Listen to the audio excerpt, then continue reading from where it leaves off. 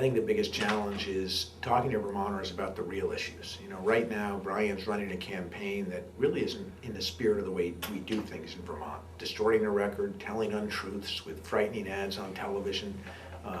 He's trying to use fear to get elected. I really want to be governor, but I'm not going to use fear to get there.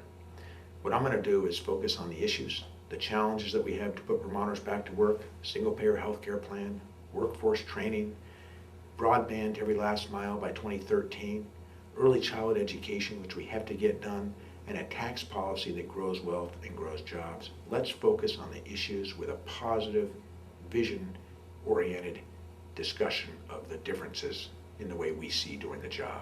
Right now, there's no question it's the economy. I talked to two groups of Vermonters that keep me up at night when I think about being governor. The first is all those Vermonters who've lost their jobs, who've lost their hope, who've lost their dignity, and who have lost their financial security. The second group is a much bigger group. It's the middle class, folks who are working 1, 2, 3, 4. I talked to a woman just over the mountain in Bennington the other day. She's working 7 days a week, 5 different jobs, has a daughter in high school, single mom, wants to send her to college. She said, Peter, there isn't an 8th day in the week for me to work.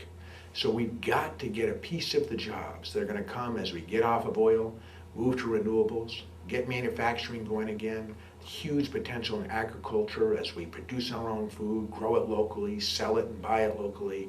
I think we have a really bright future, but we need a governor who's going to make the infrastructure changes that I've just outlined to grow jobs and get Vermonters back to work. The issue is jobs and the economy and giving Vermonters more financial security. Last thing I want to say is, we haven't had a governor from southern Vermont in almost 40 years.